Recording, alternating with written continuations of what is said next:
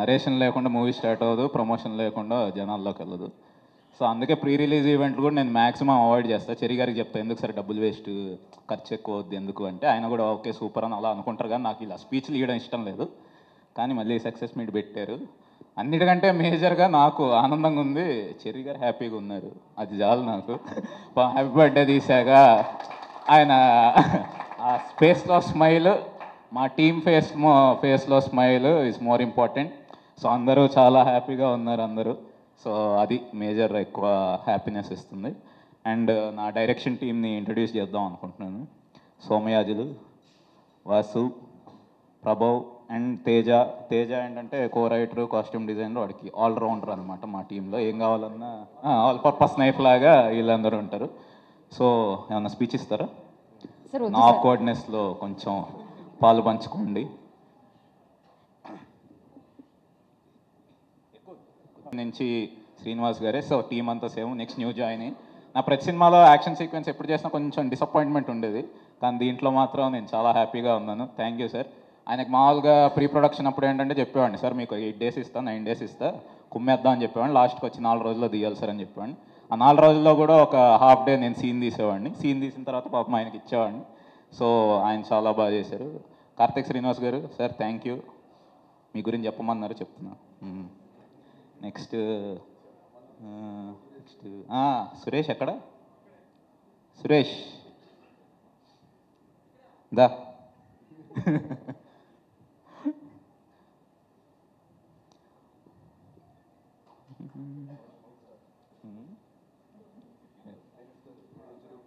ఇంకొక చెప్పే, ఇంకొక లేదా ఆయన వచ్చే వరకు ఆగే చెప్పాలి.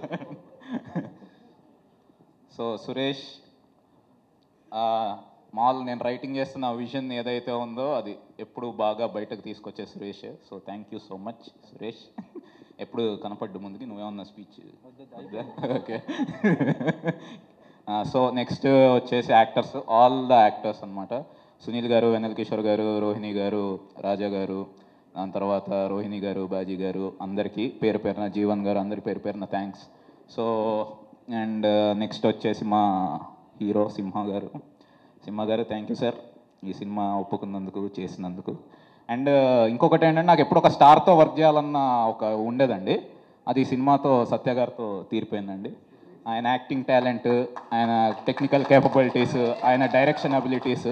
అంటే సీన్కి వెళ్ళి, షూట్కి వెళ్ళి సత్య గారికి సీన్ చెప్తే ఆయన సీన్ తప్ప మిగతావన్నీ నాకు ఎక్కువ ఎక్స్ప్లెయిన్ చేస్తూ ఉండేవాళ్ళు అనమాట. రితేష్ ఈ షాట్ ఇలా ఉంటే బాగుంటుంది, దాని తర్వాత ఇది ఇలా చేస్తే బాగుంటుంది, ఇవన్నీ. సో ఆయన క్రియేటివ్ ఇన్పుట్స్తో చాలా బాగా నాకు ప్రేరేపించి inspiration. So thank you sir. Next movie కూడా మీతో చేసే భాగ్యం దొరుకుతుంది అని అనుకుంటున్నాను. అండ్ భైరవ చాలా స్వీట్ పర్సన్. సో అంతే స్వీట్గా మ్యూజిక్ ఇచ్చాడు. భైరవ అని చూస్తే ఇంక వేరే. So thank you so much. And finally అందరూ మూవీ చూసి ఎంజాయ్ చేయండి. చెప్పండి. 3 గురించి అప్డేట్ ఏమైనా ఇస్తారా? అందరూ అదే అడుగుతున్నారు, డైరెక్టర్స్, ఫ్యాన్స్ అందరూ వెయిట్ చేస్తున్నారు. 3 రీ-రిలీజ్ అదా? అది కాదండి, మత్తు వదలరా 3, ఆపరేషన్ తస్కర ఉండబోతుందా మళ్ళీ ఇంకొకటి? ఆపరేషన్ తస్కర, మత్తు వదలరా 3 ఉంటుందండి డెఫినెట్గా. ఎప్పుడు ఉంటుందో తెలియదు కానీ కంపల్సరీ ఉంటుందండి. Yeah. And finally thanks to my whole team, my PR team and all the audience అండి. Thanks lot. యా. ఇప్పుడు అందరం వెయిట్ చేస్తున్నాము సింహ గారి